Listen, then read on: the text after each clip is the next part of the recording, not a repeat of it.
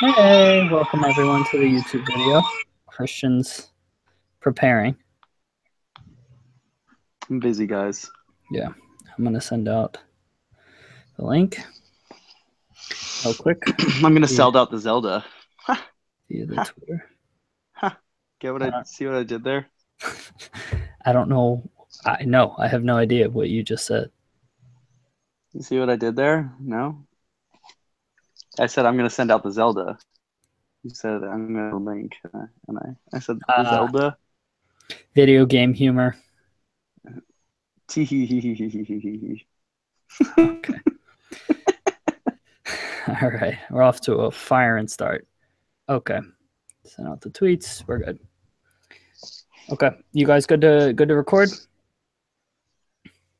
Christian, try to talk into the microphone, please, dear God. And also, well, maybe if you would buy me a microphone like you did for Matt. Try not to rub it on your face. It's $20. Buy your own microphone. I can't afford it. Or Matt, no, it was hundreds of dollars. Actually, Matt. Ignore what I just said, Matt. That was actually a very expensive microphone. Okay. All right. Christian, you good? Yeah. Okay. Matt, you good? Yep. Okay. Do you guys know where the microphone is on this thing, by the way? Yeah, it's right there.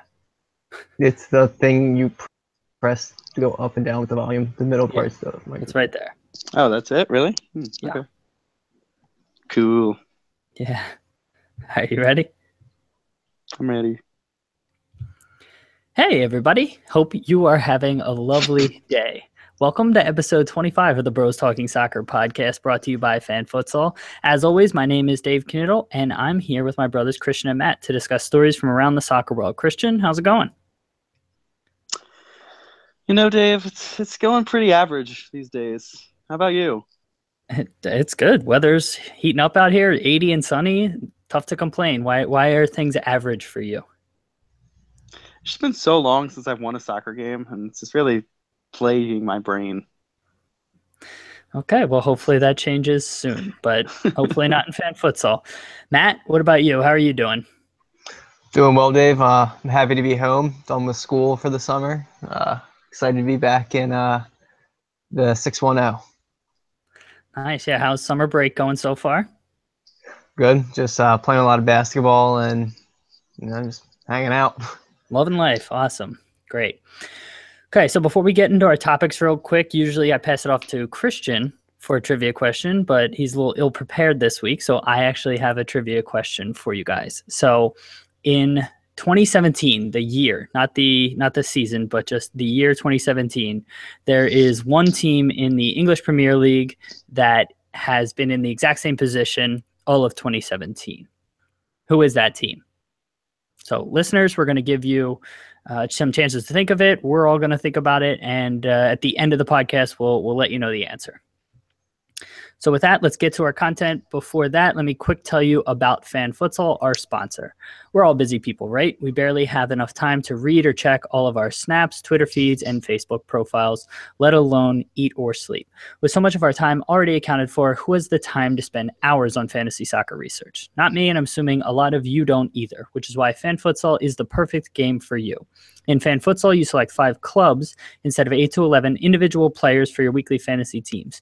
You then use your knowledge, skills, and intuition to arrange those clubs into a formation and positions that emphasize different scoring attributes.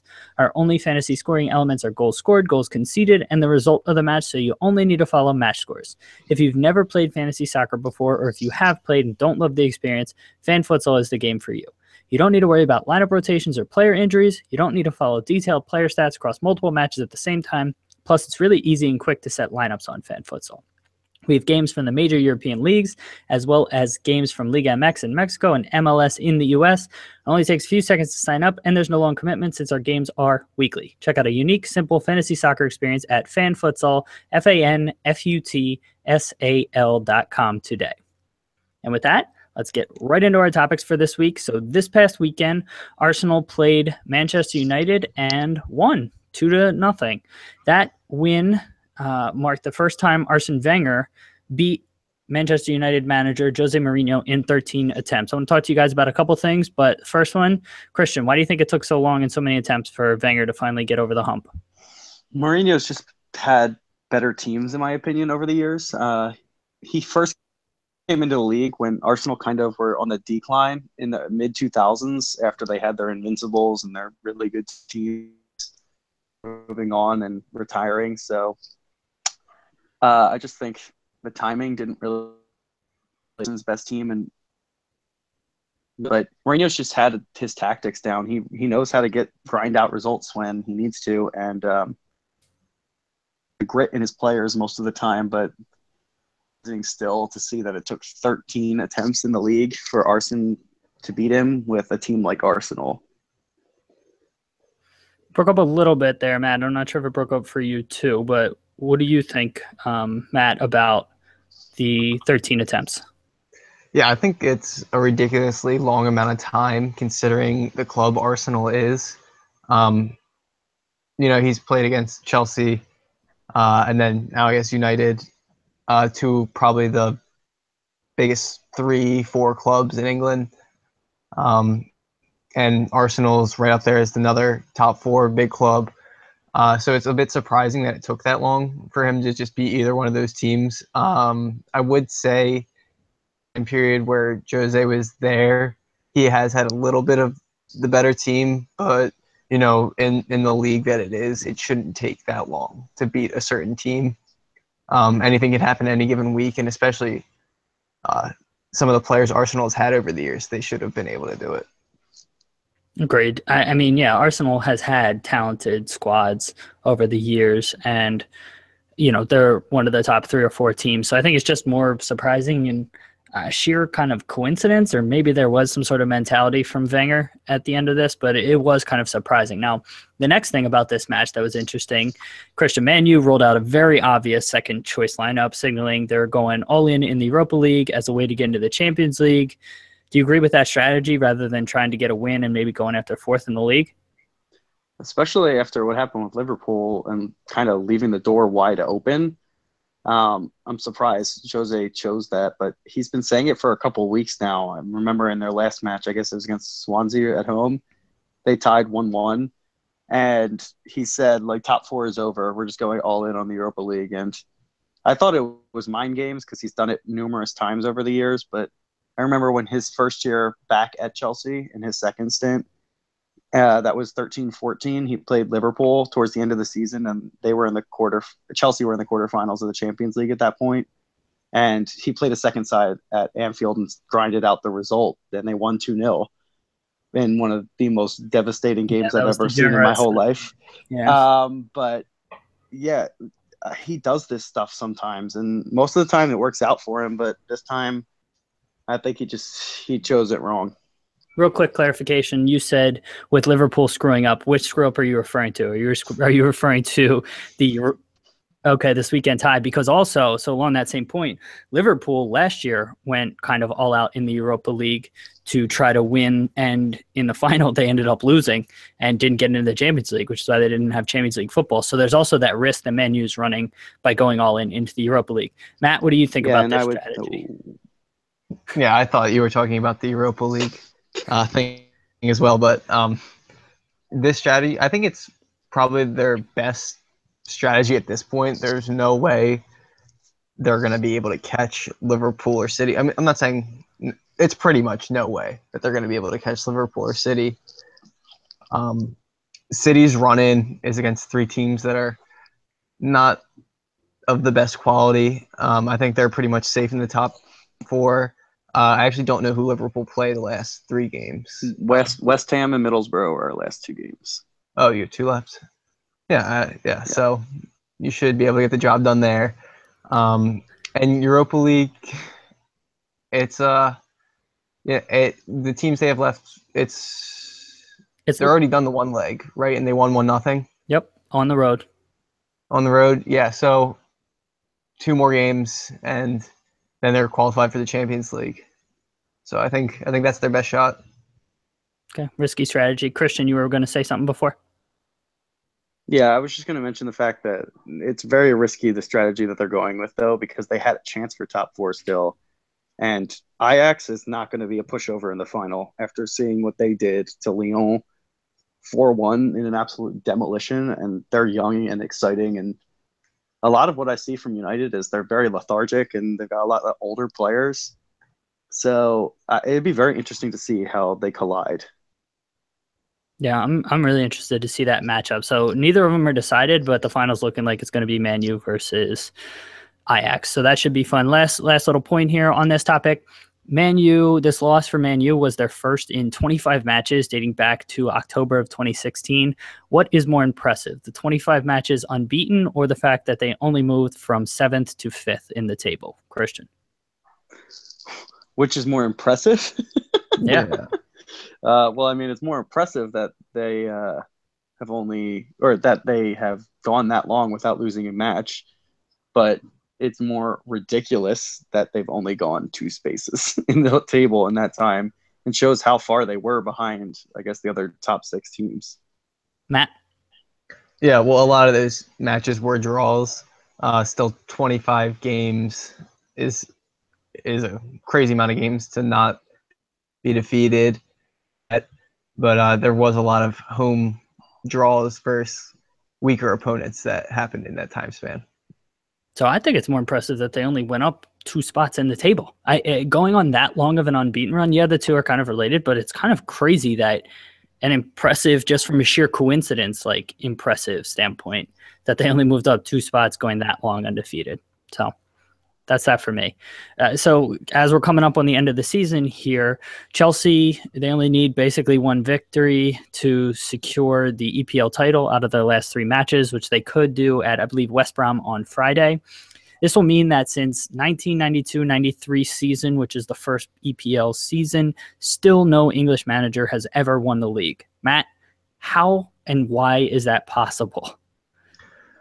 Well, I'm sticking to my opinion that English people don't know anything about soccer. Okay. Hot take.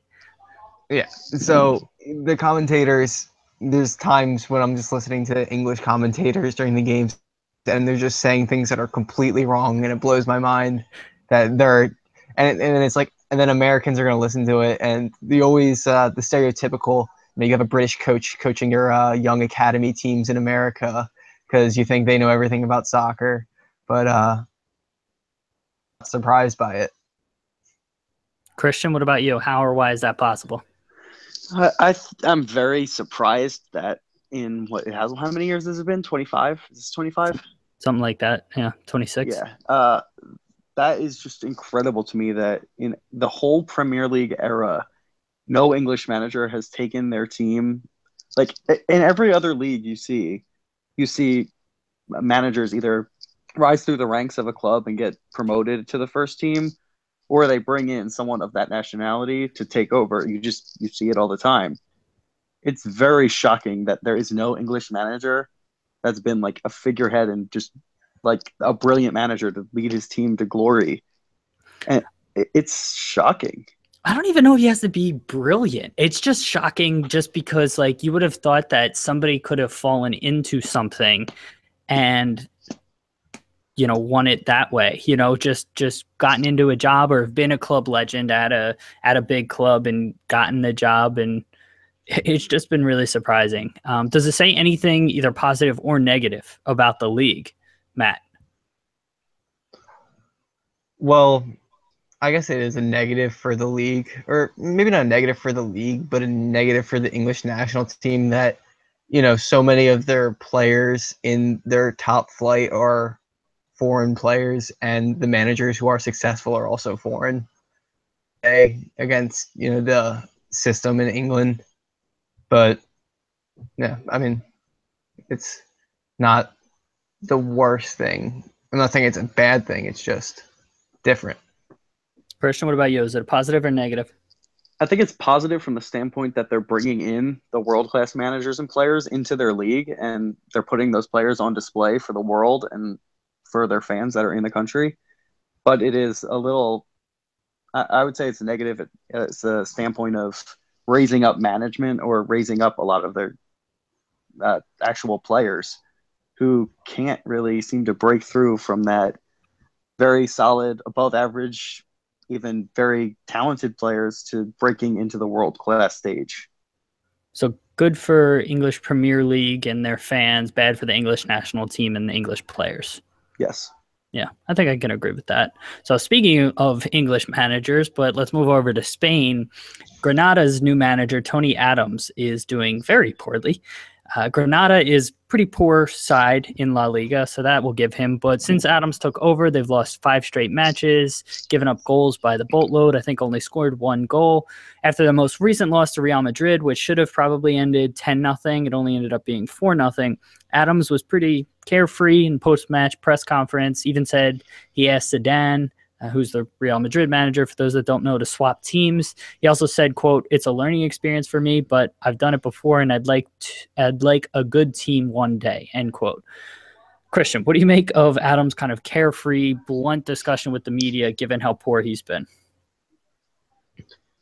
Well, carefree, I don't really mind, especially in a game against Real Madrid where you really had no expectations going in. But the way he approached it, not just like his lackadaisical attitude, I think the things he actually was saying and the content negative he kind of was being towards his own players and fans and the club as a whole is really not a good representation. And if I'm the owner of that club, I'm either laying down the law with him or you look for someone else, because he's not the one to lead you to the future, because he clearly has no faith in his players.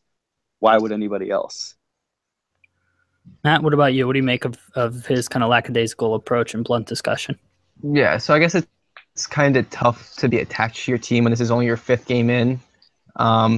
He's in a different country.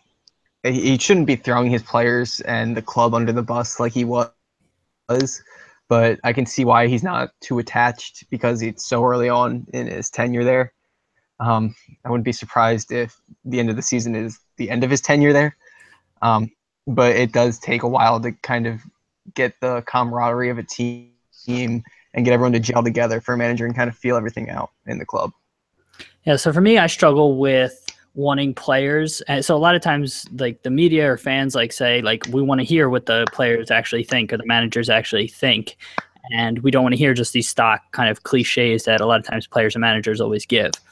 So for one part of me is like, okay, well, he was being brutally honest. And, so there's a certain amount of respect that I can give there. But on the other hand, I don't think that you can just throw your players under the bus, Matt, like you were saying, and just be that, just sort of, oh yeah, whatever. Well, I hope I have a good team someday. And that whole approach, I think it rubs everybody the wrong way, especially when you're still new there. I don't think that this was the right approach. I don't think you get the Real Madrid jobs by saying, hey, I just want to coach a good team. Yeah. Christian? I'm sorry, I forget what I was going to say now. Okay. Well, maybe we can circle back to it. But this was great discussion. We're going to take a quick break, but we'll be right back after this quick little musical break. All right, and just like that, we're back in your ears to discuss our Bros Talking Soccer fan futsal game for this week, which was Serie A in Italy. First off, congrats to user Pushpraj, who killed it this week, put up 96 points and was way out in front of everyone else. As far as the three of us goes, Matt came through with his second straight brotherly victory in our little mini game here. Came in 4th overall out of 8 people with 65 points. Christian finished with 59 points in 5th overall. And I lagged behind yet again with 53 points, which left me in 7th overall. Matt, you have the honors yet again this week. Tell us about your lineup and how things went. Yeah, so it's nice to get 2 straight victories after, was it 2 or 3 weeks ago when you were pointing out that I was struggling a bit in fan futsal. Well, you were struggling a bit, in all fairness. It was part of the game plan, Dave. Okay. Yeah, so I didn't pick any of the big name guys really in Serie A this week. Lazio against Sampdoria at striker. That was my big pick with the 7-3 victory. They got me 45 points. You really can't ask for much more than that. The rest of my team really didn't perform very well. Lazio pretty much carried me the whole way. I had Inter lose 1-0 in midfield. Atalanta at defense got me 9 points, which isn't terrible. And then Bologna and Chievo. I'm not sure if I'm saying that right. Chievo. They didn't do particularly well, so Lazio pretty much just carried me the whole way. Christian, what about you? Talk us through your lineup. Oh, Dave, it's been really tough with how these losses I've been dealing with. But middle child, I just keep falling into second place. How many weeks in a row has it been? So originally I was going to go with a 1-3 formation and go all out attack. Looking back now, I should have. I switched it last second. And unfortunately, that made me move Lazio from striker to defense, where they only got 17 instead of 45 points, at which point I would have easily won this week. And I'm very upset I messed that up, but, it happens. They scored 17, but Napoli was my highest scorer as my one striker. I had them up front with a 3-1 win. And then Udinese I had on defense as well, who did pretty well. 9 points, 1-1 draw, not the worst thing in the world. Chievo also getting a 1-1 draw at keeper, not terrible. Bologna losing 1-3 was really not what I was looking for at this point in the season, and kind of cost me this week. So not the best showing from Christian, but not the worst. Yep, and that leaves me as the worst. So I came in 7th out of 8.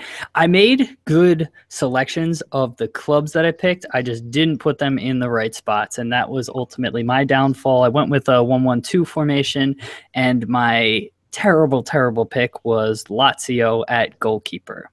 So they scored 7 goals, gave up 3, which means I only got 3 fantasy points out of a 7-3 match. And so that was really my downfall. Everywhere else, I made good lineup decisions. I had Atalanta at defense, 1-1 draw there, 9 points. That's, tolerable. That's enough you can get out of that. My risk was taking Crotone, who was on the road against Pescara, who was terrible. But Crotone is not doing well either. They were cheap, and so I took them to free up some space so I could go after Lazio, Atalanta, and ultimately took Napoli at striker. Other striker was Chievo.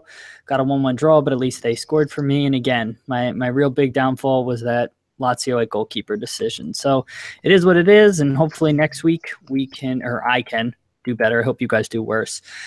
So that's it for our Bros Talking Soccer Fan Futsal discussion for this week. Definitely visit www.fanfutsal.com to enter our Bros Talking Soccer game for this upcoming weekend. Since the Euro seasons are coming to a close, we're doing a combo Euro game featuring clubs from all the Big 5 European leagues. If you want to join that, you may get a shout out on this podcast. And if you don't want to join that, we have other games in the lobby. You can create your own public or private games.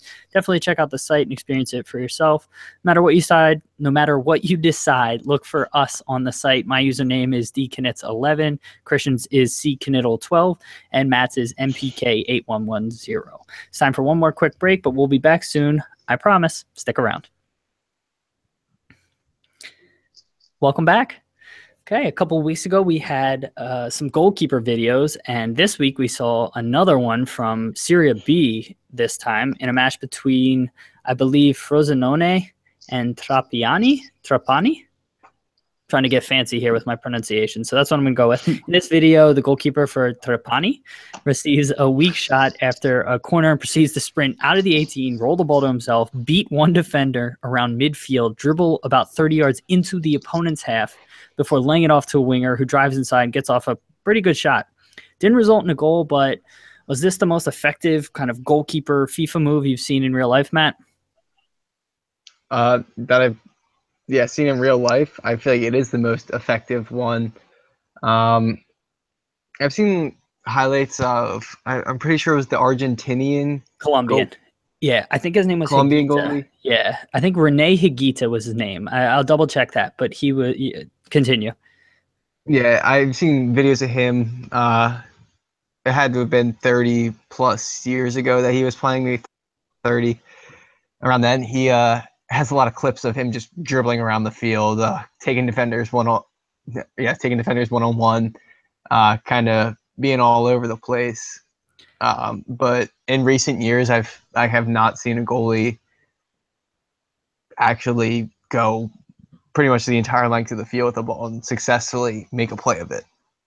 Yeah, also he's famous, fun fact, for that video where there's a shot or a looping ball that comes in, and instead of catching it, he decides to do almost like a swan dive type move and backheel it out of the danger area. Completely ridiculous, but that's the same guy who used to dribble all over the field, which makes sense. Christian, was this the most effective kind of move you've seen like this? Yeah, before I get into that, I just want to ask, is his club name have a question mark at the end of it? Because every time you said it, it kind of sounded like it did. Trapani? Trapani? Trapani? Trapani. Trapani? Okay. So was it successful in a way? I guess he beat some players, if you consider that a success. Yes, I But consider it resulted in nothing of value to that team. Unless what is that face? So a goal is the only thing that is value in soccer? At that point, yeah. Like, what's the point of running out there as a soccer player? Like, as a goalkeeper, because you're putting your team at risk of a counterattack of an easy goal. Yeah. Created a chance to score. But well, exactly. Yes, he's taking a huge risk. I'm not downplaying the fact that he's taking a risk, but it still doesn't change the fact that he created a very dangerous shot and that resulted in a rebound that could have been spilled. And ultimately it didn't result in a goal, but I thought it resulted in a pretty good chance created. I'm not advocating that this should be done all the time, but it worked this time. Sometimes you gotta risk it to get the biscuit. It's fun. It's fun to watch, but it's not a smart soccer play, in my opinion. Agreed. Yeah, I agreed. I'm not saying that it was a smart soccer play, but it resulted in a chance created and therefore was effective. There's lots of things that aren't smart soccer plays. Speculative long shots aren't technically smart soccer plays, but I mean, if you can hit them, they are. When they result in a goal. Yeah. When it doesn't, it drives me crazy too. Like, I mean, I know it's part of the game and that frees up space when you shoot from distance because now they have to cover you. But I don't think that's what's going to happen when you're the keeper. It's not like people are going to come and mark you now. So you don't like fun? Yeah, I'm very big advocate for, Christian, just sitting in and reading. Anti-fun. Okay. Glad we got that out there. Yes. I actually think there should be more long shots in the modern game. I feel like they're pretty much gone away. Like, other than when Bale creates so much when he does his long shots and the goalie just can't catch them. And I know other pros can hit the ball like that. I'm like, why don't you guys just shoot and try to create chances that way when passing isn't really working? Well, I think we've talked about this before. I think let me just jump in. I feel like we've talked about this before, and I think where it's coming from is analytics. So a lot of times the analytics say that long shots have such a low percentage, and therefore people shouldn't take them. And I think that's what's driving a lot of that. Christian, you were going to say something? Yeah, I feel like a lot of the players who used to take them are out of the game as well. The Gerrards, the Scholes, the Lampards of the English generation, at least. A lot of those guys aren't really there anymore, so you don't see those types of moments. And, I mean, Ibrahimovic even used to take them. He doesn't do it anymore. Pogba, even a couple years, was doing it. He doesn't do it anymore. But, I don't know. People just seem to be against the long shot, and it might be a management decision, but it might be just the players are being taught, let's be more aggressive at getting into the box. I think it's the latter. But for those of you that haven't seen it, and we tweeted this out back in December, but I'll retweet it. Look up the December 2006 EPL goals of the month. Every single one was like a bullet bomb from outside the box. It was Is that the Elliott one with Essien's goal against Arsenal? Essien and Morten Gams Pedersen had some. It was just, it's awesome. So yeah, I certainly miss all of that too.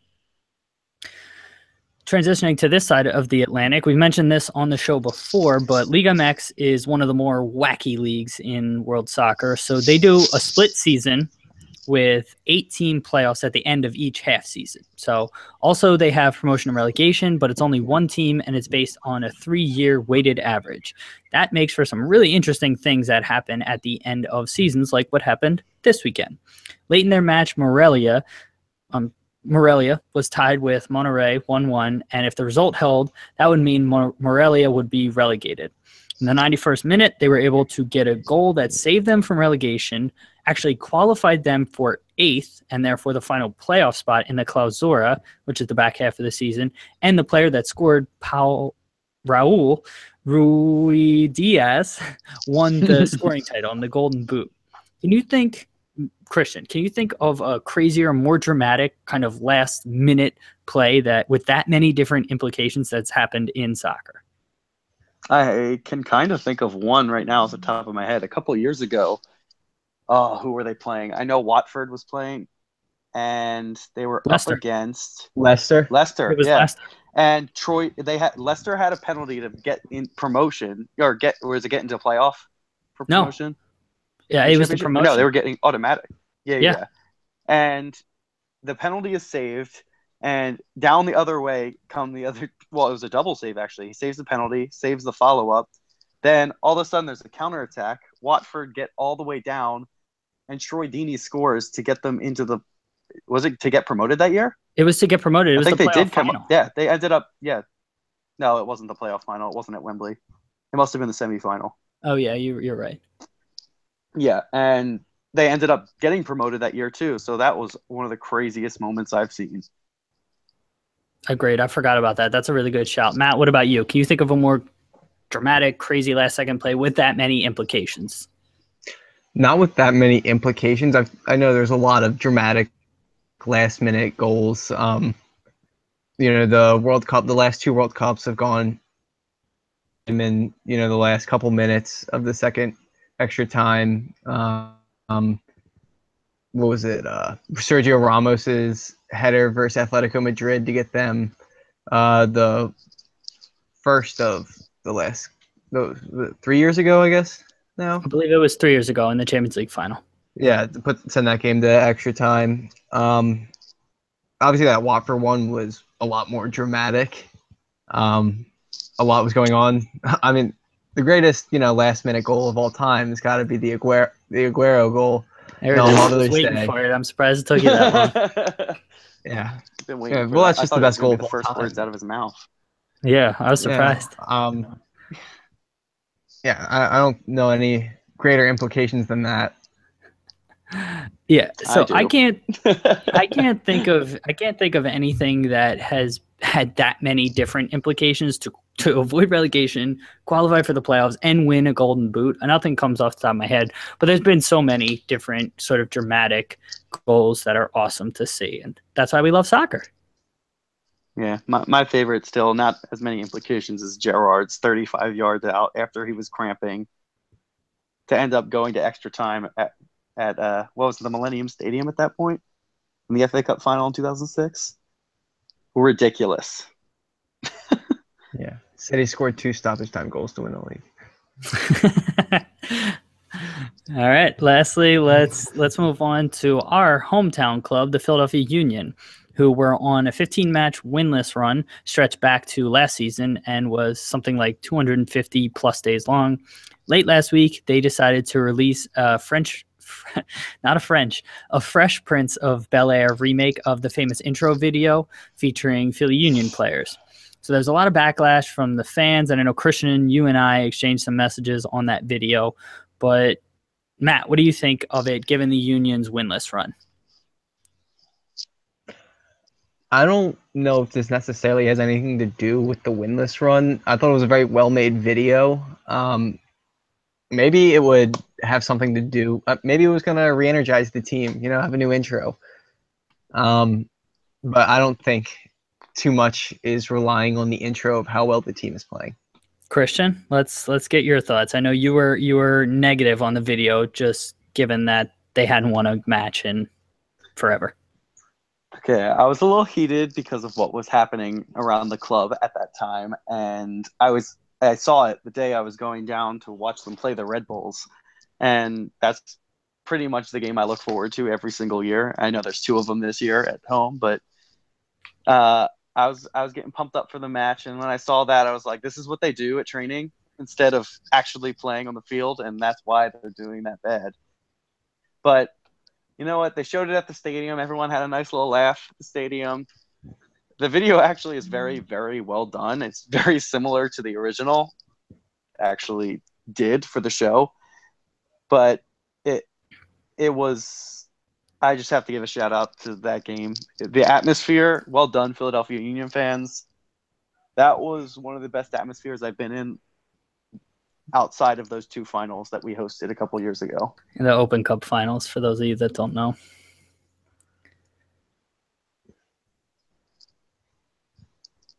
Hello? That was it. That's Okay. All right. All right.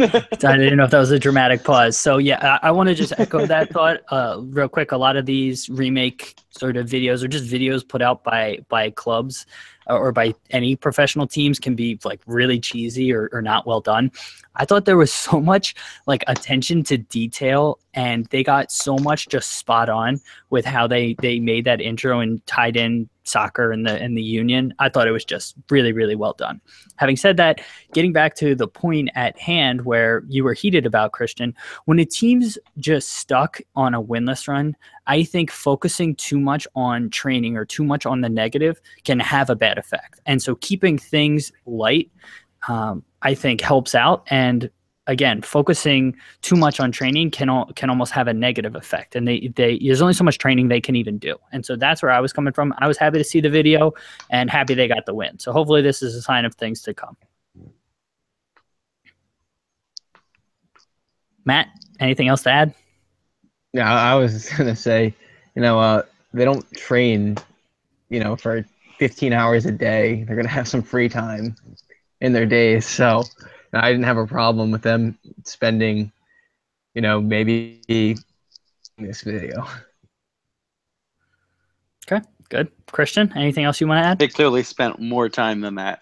Well, the people I'll say that too. Yeah. The people thinking of it spent time. It's not like the players were thinking of how they were going to act it out. The players just show up to act it out. No, I don't think so. It was I really think well done. I'm with Christian. I think that it did take some time, but I think that it was worth it. Making videos or really anything, it takes a lot more time than you would think. A quick little anecdote. In college, one of my friends, Kyle, had to make. I'm totally. Happy birthday, Kyle. Yeah, if he listens to the happy birthday. But he had to make like a video for some club that he wanted to join. And I think it had to be like 10 minutes or something like that.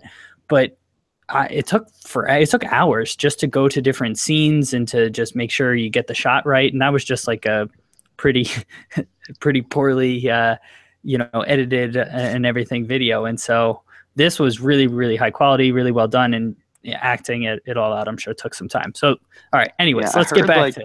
Sorry. No, I heard like recording stuff, like literally it could take like 20 times as long as it takes to actually show it. Each scene could take 20 times the amount of time that actually ends up coming out, which is incredible. Yeah, like I read something like, don't they shoot like 60 hours of film for like a 22-minute episode of television or something like that? Something crazy like that. Yeah, I don't know. We're all just throwing facts out here. Nobody knows what the heck. Hours? Yeah, it's 60 hours. Episodes come out every week. There's no way they're spending 60 hours between the weeks. Well, they're there all day. Yeah, and it's not always the same people. All right, anyways, let's get back. I don't think it's the recording. The recording does not take 60 hours. I think the whole process takes 60 hours. I'm sticking with recording. Anyways, all right, let's get back. Let's reel it in. All right, we're way off topic here. All right, Christian, anything else you wanted to mention before we get to the trivia answer? Oh, I did have one thing I want to mention. Did you guys see that that ref that gave the other ref a red card yesterday? Yeah. The assistant referee threw up on the sidelines because he was obviously sick. And so the center official comes over and gives a red card to that official as just a joke. What league was this in? Do you know? Scottish. I forget. It was the Scottish Premier League. I think so. It was the top. It says, it was in the Premiership. That is just such a funny story. And apparently the assistant referee, like at the time, was like actually not happy about it, but I understand after being sick. Yeah. Matt, anything else you wanted to add? Nope. Okay. I wanted to just throw in two things. Canada just approved the formation of a Canadian Premier League to begin play in 2018. Any quick thoughts on that, Christian or Matt? Any repercussions for MLS or North American soccer? I saw that Toronto, Vancouver, and Montreal are all staying in the MLS for now, at least. So it's really not. I think long term they'll probably separate out. I just think that's what will happen. You think? I think there's But too much money in I think they will MLS for break them to away. walk away from. Yeah, but we'll see. We'll see how it goes. But National pride. I think it'll be a good feeder program to those clubs. I think it'll be great for the Canadian national team too. Matt, anything you want to add? It's a great day for Canada and, of course, the world. And therefore the world.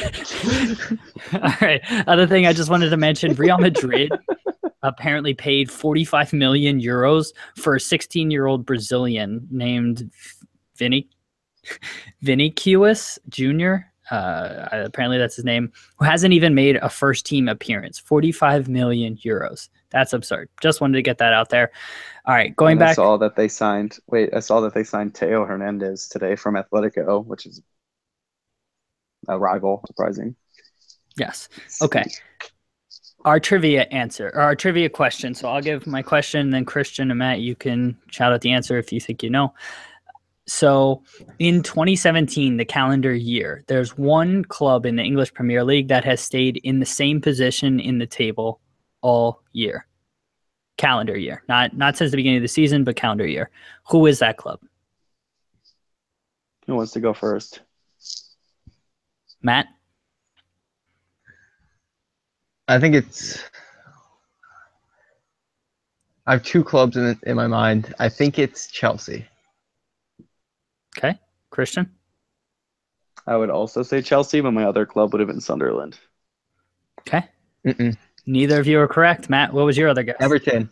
Nope. What? Good old West Brom. Tony West Brom. Pulis. Ah, damn. They have been in I just 8th thought of all it. season. There you go. Didn't All year. Leicester Dave, just not pass all them? season. No, they're It's still all year. Leicester's in 9th. Oh, all year. Excuse me, not all season. Yeah, all year. No, Leicester's in 9th. Southampton's in 10th. Southampton will likely pass them. But this may be the first time Tony Pulis ever finishes in the top half of the table. Another fun fact, he's never been relegated, but never finished in the top half of the table, which is one of the more astounding facts in world soccer. Okay. Something we started doing is putting the links to all the stories and topics we discussed in our podcast notes. So look for them if you're listening there. If you're on the blog, it'll be right underneath where you're listening. So in addition to tweeting out the stories, you can look for them there. If you want to get in contact with us, our email is bros.talking.soccer@gmail.com. Our Twitter handle is @BTSoccerPod. And everything was brought to you by Fan Futsal, FANFUTSAL.com. Definitely check that out. It's a cool, different way to play fantasy soccer. Christian and Matt, thanks for being here. And all the listeners, thank you for listening. We'll talk to you next week. Bye. Bye.